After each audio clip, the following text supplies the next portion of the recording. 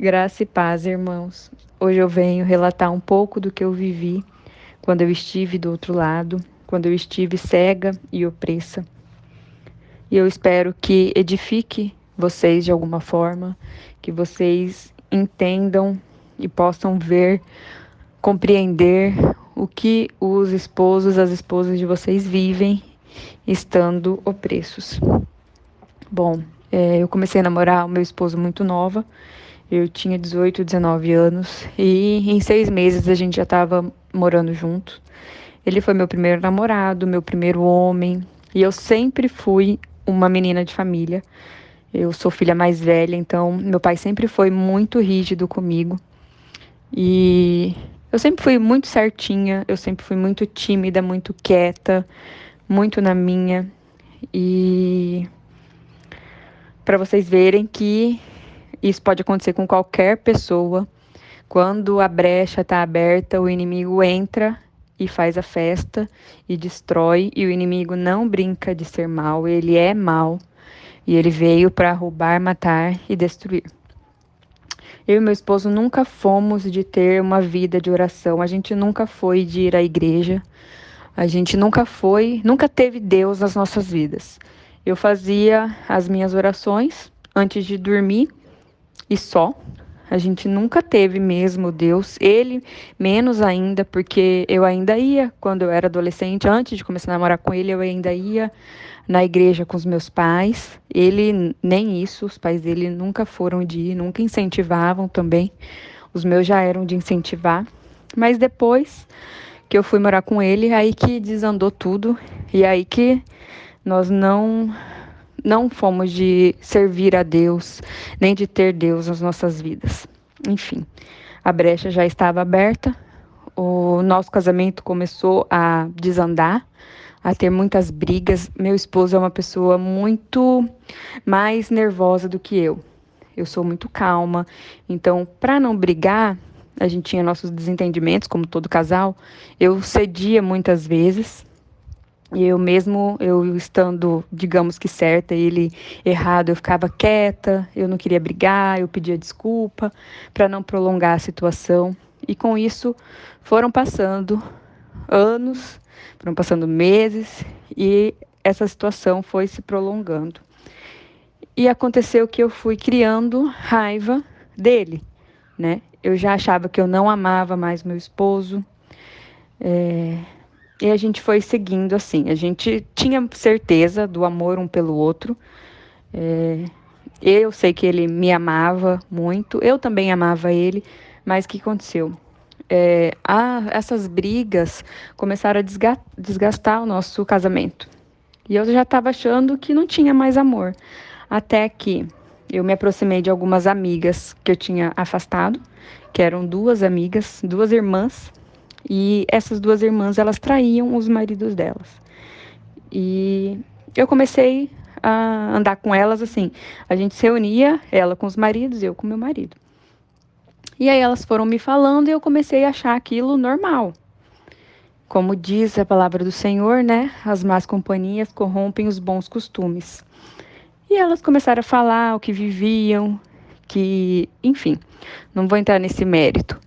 E aí, quando eu vi, a brecha já estava aberta e o inimigo já tinha entrado, já tinha me cegado completamente. Eu comecei a me envolver com uma pessoa, isso estando casada, e acabei ficando com essa pessoa, acabei me envolvendo e eu fiquei completamente cega. Eu não pensava em nada, eu não pensava no meu casamento, eu não pensava no meu esposo. Eu não mencionei antes, mas a gente ficou 11 anos casados. A gente morava junto, mas eu considero como casado. A gente ficou 11 anos e eu não pensava em nada, eu não pensava nele, eu não pensava nas consequências do que eu estava fazendo. Eu simplesmente fazia e não pensava em nada, não pensava nele descobrir, em nada, nada, nada. Fiquei completamente cega de verdade. E até então eu não acreditava que existia isso de inimigo. Eu não sabia, né, que existia esse mundo que a gente sabe que existe, que é real, e o inimigo me cegou completamente. Até que isso foi passando Aconteceu, foram uns 3 meses nessa situação.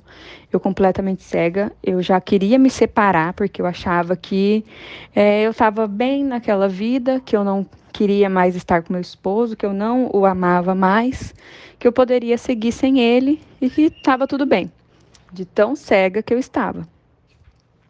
Até que ele descobriu que a gente estava num churrasco e eu não sou de beber, eu nunca fui de beber.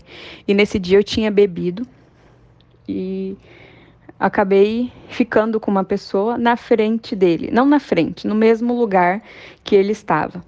E ele acabou vendo isso. E aí foi horrível, foi a pior coisa que aconteceu.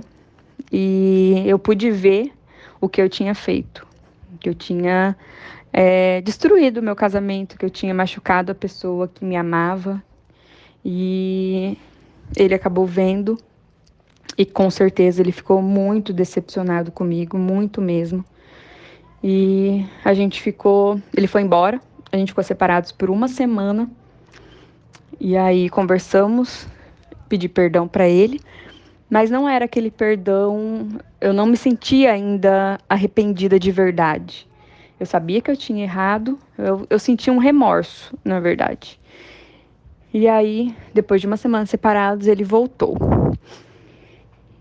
E fomos tentando, né? Eu tentando recuperar a confiança dele, ele tentando confiar em mim de novo, porque, como ele mesmo me disse, ele jamais imaginaria eu fazendo uma coisa dessa. E ele falava para mim que ele colocava a minha mão no fogo, aliás, a mão dele no fogo, por mim, que ele jamais imaginaria que eu fosse capaz de fazer uma coisa dessa com ele, porque nós crescemos juntos, nós passamos por muita coisa juntos, nós sempre fomos muito ligados, a gente sempre teve uma parceria muito grande, um companheirismo muito bonito. As pessoas nos admiravam, só que a gente não tinha o principal, que era Deus. Nós não tínhamos Deus nas nossas vidas. Então, a gente ficou depois dessa volta, né, desse perdão dele, a gente ficou uns 3 meses juntos, até que essa mesma menina, que se dizia minha amiga, ela contou tudo o que tinha acontecido para minha sogra. E contou para ela, né, que não era só aquilo que ele tinha visto, que não era só o beijo, que eu já estava envolvida com a pessoa, enfim. Eu sei que eu errei, que eu deveria ter falado para ele a verdade, mas eu tive muito medo de contar para ele a verdade e achei que poderia passar em cima daquilo, por cima, e pronto, acabou, ia acabar, ele não ia descobrir. Nós sabemos que Deus revela, que tudo vem à tona, e, e aí ele ficou sabendo que era muito pior do que o que ele já sabia. E foi aí que começou meu deserto de verdade, que foi quando a gente se separou. E eu vi que eu tinha feito a pior coisa que eu poderia ter feito, que era uma coisa que eu sempre odiei, eu sempre falei sobre traição, que eu nunca perdoaria, que eu odiava. E eu descobri a traição do meu pai, quando meu pai traiu a minha mãe, eu descobri, então eu já tinha um trauma naquilo. Uns 7 anos antes que aconteceu isso do meu pai. Então eu tinha um trauma muito grande e eu fiz a coisa que eu mais repudiava. Eu fiz a coisa que eu mais odiava, que eu não me imaginava nunca fazendo. Então sabemos que é o inimigo e ele nos cega completamente. Eu fiquei completamente cega. E quando a gente se separou, eu fiquei muito mal. Eu entrei em depressão. Eu não acreditava que eu tinha feito aquilo. Eu não me reconhecia. Eu simplesmente não acreditava que era eu que tinha feito todas essas coisas horríveis. E eu tinha muita vergonha. Até hoje eu não gosto de falar, eu tenho vergonha ainda. Eu precisei fazer terapia, porque eu entrei em depressão, eu não queria mais viver. E foi na igreja que me indicaram essa psicóloga cristã, porque eles viram que meu problema era emocional também, que eu precisava de ajuda.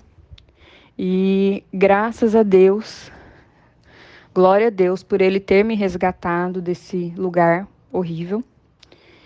E hoje eu posso ver, né, claramente o que eles vivem. E depois disso, enfim, eu vi que não teria volta. Eu tentei conversar com ele, tentei pedir para voltar, mas ele ainda estava muito magoado, muito ferido, com razão, né? Então eu tentei uns 2 meses. Quando eu vi que não teria volta, que a gente não ia voltar, eu fui viver a minha vida, digamos. Eu comecei a sair, eu ia para show, ia para barzinho com umas amigas e saía quase todos os dias. E nisso eu comecei a beber quando eu saía e gastei muito dinheiro. Saía, assim, durante a semana eu chegava às 5, 6 horas da manhã e eu trabalhava às 8 da manhã. E eu ia mesmo assim, não pensava em nada. Tava com uma vida totalmente desregrada. Não tinha. Era uma falsa felicidade. Então, eu consigo ver claramente que a gente tenta, as pessoas quando estão opressas, elas tentam mostrar uma realidade que não é. Porque a minha vida era totalmente vazia, mas eu queria mostrar que eu estava bem. Porque minhas fotos eram sempre sorrindo, minhas fotos eram sempre na balada. E era uma falsa felicidade, porque eu mesma me sentia vazia. Mas eu demorei para poder enxergar e aceitar que eu não era feliz. Eu fiquei uns 6 meses nessa vida saindo e até que de repente eu cansei dessa vida. Eu vi que eu não ia chegar em lugar nenhum. Eu vi que aquilo não acrescentava nada, que era assim, um dia atrás do outro. Eu vivia acelerada, vivia querendo sair. E aí de repente, eu sei que foi Deus, né? Mais uma vez, que me resgatou e fez eu refletir que não era aquilo que eu queria para minha vida. E assim, como de repente eu fui procurar sobre como, eu nem lembro como foi que eu procurei, mas não foi sobre restauração, foi uma coisa de voltar com o ex. E aí caiu nos canais de restauração e foi aí que eu conheci o mundo da restauração e eu decidi buscar por isso. Porque até então era um mundo que eu não conhecia, assim como a maioria. Por isso que eu sempre falo que nós fomos escolhidos por Deus nesse propósito, em busca da nossa família, do nosso casamento, porque nem todos buscam. Por isso que a gente vê aí muito comum ver, separou, arrumou outra pessoa, segue a sua vida. Eu ouvi muito isso. Ah, ele não vai voltar, ele não vai te perdoar, segue a sua vida, você é nova, você é bonita. Logo você está com outra pessoa, vai ser feliz. Mas não, é um caminho que nós escolhemos, porque é uma escolha, a restauração é uma escolha. A gente escolhe seguir, perseverar. Fácil não é, mas é possível, porque Deus tudo pode, pode todas as coisas. E então eu comecei a buscar pela restauração. Eu me posicionei, demorei para me posicionar, fiz muita coisa errada, coloquei a minha mão. Eu já tive aproximação com ele, que eu fiz todas as coisas que não deveria. Eu tentei pela força do meu braço, enfim. E foi aí que Deus me resgatou de novo e eu comecei a buscar e sigo em busca. E posso dizer para vocês que eu vivi o outro lado, que eu estive também cega, eu estive opressa. E eu sei o que eles passam, eu sei que não é real, eu sei que é tudo uma ilusão e que, assim como eu tentei, eles também tentam mostrar para a gente mesma que aquilo que a gente está vivendo é felicidade. Porque eu tentava. Minha mãe tentava me alertar para eu parar com isso, para eu parar de sair, que aquilo não era vida, que eu não era assim. E eu não ouvia ninguém. Então, por isso que eu também falo para quem vem conversar comigo que não adianta a gente tentar fazer eles enxergar. Não adianta a mãe conversar, o pai, irmão, pastor, eles não vão ouvir enquanto eles estão desse jeito. É só Deus mesmo, é só o Espírito Santo para convencer e Deus para mostrar o caminho, porque eu não ouvia ninguém também. Eu vivia como se não tivesse amanhã. Eu vivia aquele dia e pronto, e acabou. até que foi Deus que me resgatou daquele lugar e me mostrou o caminho, me fez sair daquela vida e buscar a minha família, o meu casamento, que é uma coisa que eu sempre sonhei. Eu sempre sonhei em casar, em ter filhos, em ser mãe, construir uma família. Sempre foi meu sonho. E Deus realiza, né, os desejos dos nossos corações. Basta a gente entregar, basta a gente confiar e Deus ser o centro das nossas vidas. Nós colocarmos Deus em primeiro lugar e todas as demais coisas nos serão acrescentadas. E nós temos que sempre ter Deus como nosso foco, esquecer os cônjuges, esquecer com quem eles estão, o que eles estão fazendo, o que eles falam e focar somente em Deus, que essa é a chave para a saída do deserto. Nós sabemos que não tem receita, mas precisamos saber entregar, confiar de verdade. Eu demorei também para entregar, para confiar que Deus faria, porque sabemos que é difícil, não é fácil, as circunstâncias vêm, nos abalam, mas maior o que está em nós do que o que está no mundo. E em Cristo somos mais que vencedores, eu creio. E foi difícil conseguir gravar esse relato, porque eu esqueci muitas coisas que passaram. Eu falo para as meninas, para as minhas parceiras, que eu acredito que Deus apagou da minha mente, porque é uma coisa que dói para falar. Eu não gosto de lembrar. Eu tive muita dificuldade em conseguir me perdoar, porque é muito mais difícil a gente se perdoar do que a gente perdoar o próximo. O auto-perdão é muito difícil, mas eu ainda oro por isso e para Deus tirar todas as mágoas, para eu conseguir me perdoar verdadeiramente, porque sabemos que quem acusa é o inimigo. Deus já nos perdoou, já jogou tudo o que fizemos no mar do esquecimento. E assim vamos prosseguindo no alvo, que é Jesus Cristo. E eu espero que eu tenha falado ao coração de vocês, que esse relato tenha edificado, que vocês possam compreender o que o marido de vocês vivem e que vocês vejam que é algo espiritual. A luta não é contra eles, nunca foi. Nossa luta é espiritual. E que vocês confiem em Deus, que Deus fará a vontade dele na vida de cada um, fará o melhor, porque sabemos que a vontade dele é boa, perfeita e agradável, e tudo coopera para o bem daqueles que amam a Deus. Então, meus irmãos, vejam com olhos espirituais. Os cônjuges estão sendo usados por Satanás. Eles são marionetes na mão do inimigo. Nem eles sabem o que eles estão fazendo. Olhe para eles como uma alma que precisa de socorro, como uma alma que precisa de oração, da sua oração, como uma alma que precisa de Deus. Tenha compaixão. Ore por eles. Essa luta se vence com oração, no joelho, em jejum e com Deus sempre à frente. Hoje eu consigo ver que tudo que eu passei, todo esse processo tão doloroso que eu vivi, que por muitas vezes eu pensei que eu não fosse aguentar, Deus, por sua infinita misericórdia, infinita graça, Ele me sustentou todos os dias, Ele me deu forças para suportar tudo que eu vivi, tudo que eu passei.